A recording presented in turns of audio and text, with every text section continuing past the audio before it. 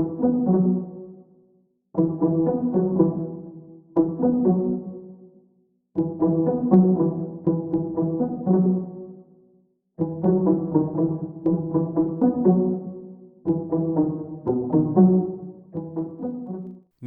fa nandeha tsara iny fifidianana ben'ny tanàna iny ary vita moa izy iny ka miandry an'izay valiny amin'ny fomba ofisialy zay ny malagasy rehetra manerana ny nosy amin'izao fotoana izao.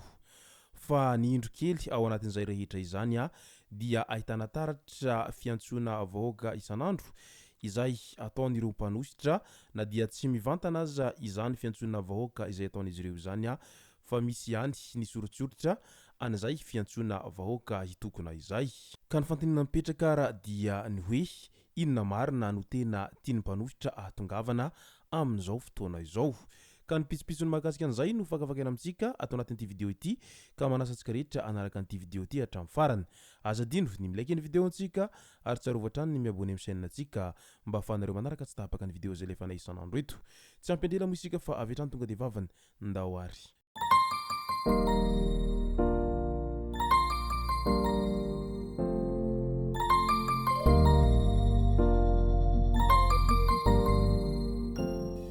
Ny tonga tsy miarahaba hono ny namantesitra ka dia faly miarahaba isika rehetra mpanaraka tsy tapaka an'ity chaîne ity ny tenako amin'ity androandroany ity. Araka ny efa natsiko tirem-piantahana dia ny mahakasika ny hoe inona marina ny tena tiany mpanositra ahatongavana noho matematesantsika atao anatin'ity video ity.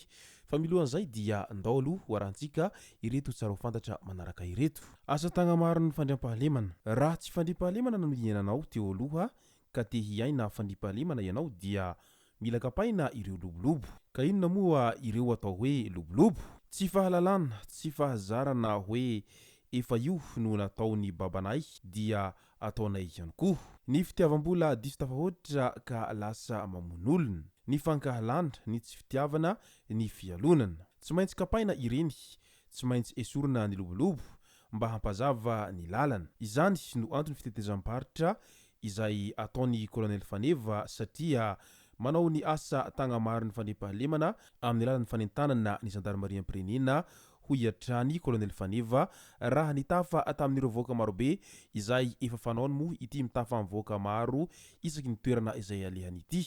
Midika izany rehetra izany fa tena manao aintso zavatra ny kolonely Faneva amin'izay fanentanana ny vahoaka mba hampandry fahalemana ny tany izay satria ny fandriam-pahalemana no tena zava-dehibe raha te hampivoatra ny firenena anankiray.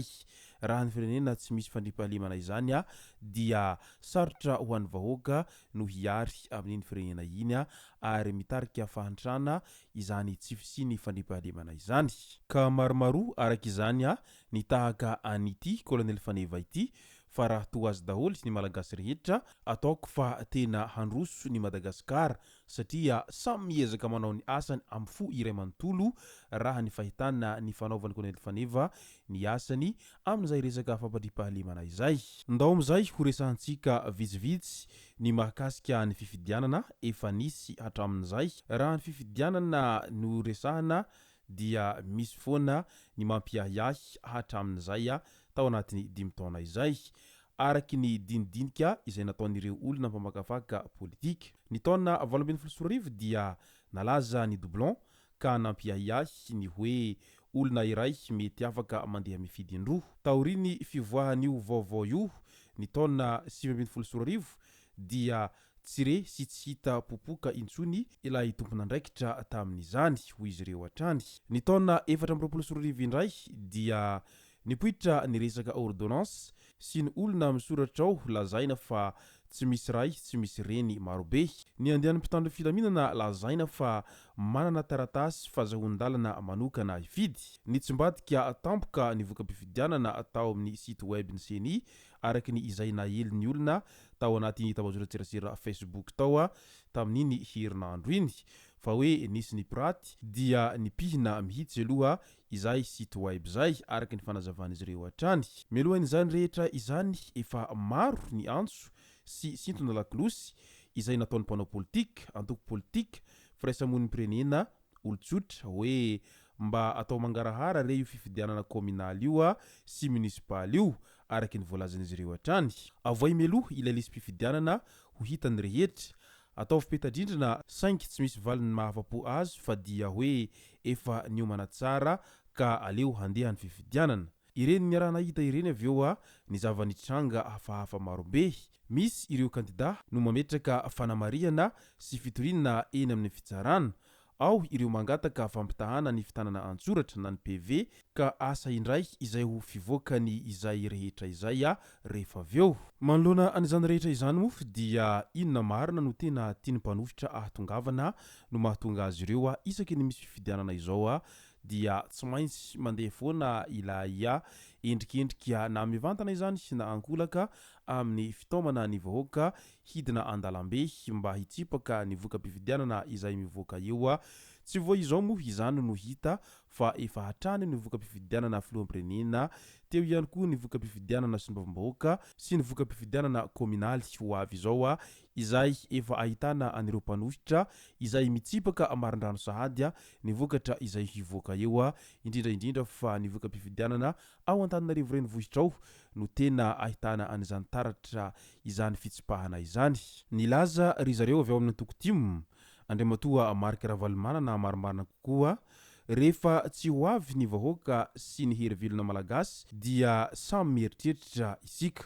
Rehefa tsy namalinay ny vahoaka dia iza no hilanjany vokatra rehefa avy eo, iza no ho voamafy. Averiko amin'ny vahoaka malagasy fa tsy manao izany fifanarahana izany aho, ka rehefa tsy ho avy ny vahoaka malagasy na tsy ho avy ny herivelona malagasy dia samy mieritreritra isika. Tena samy sahirana, tsy misy zavatra azo tenaina Intsony.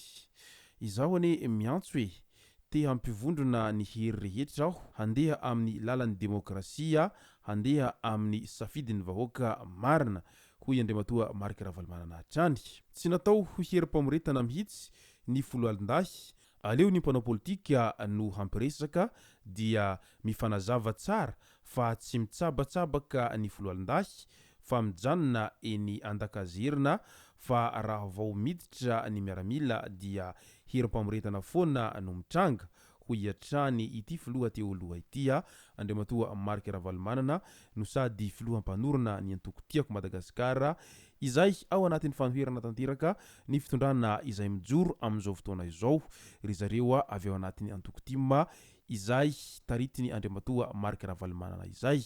Raha dinihana sy fakafakaina lalina izay tiany Andriamatoa Marc Ravalomanana ho ambara izay dia hita taratra sahady ny fahakiviny amin'ny zava-misy amin'izao ankehitriny izao, satria na miezaka mitaona vahoaka Hitokona aza ry zareo avy ao anatin'izay antoko-panohitra izay dia efa tsy mahatarika olona Intsony izy ireo amin'izao ankehitriny izao. Midika ve izay fa tena efa le hikorontana ny vahoaka ka mila miaina ampilaminana fa tsy hikorontana lava tahaka ny teo aloha Intsony. Izay sy zay ny masaka azona roso tao anatin'ity video ity. Tomboko lasy tomboko vavy, misaotra antsika rehetra nanaraka an'ity video ity hatramin'ny farany. Aza dino ny milaiky ny videontsika ary tsarova hatrany ny miabone amin'ny chaîne antsika mba ahafahanareo manaraka tsy tapaka ny video zay lefa nahita isan'andro. Tomboko lasy tomboko vavy, mankasitraka dia mirary soa.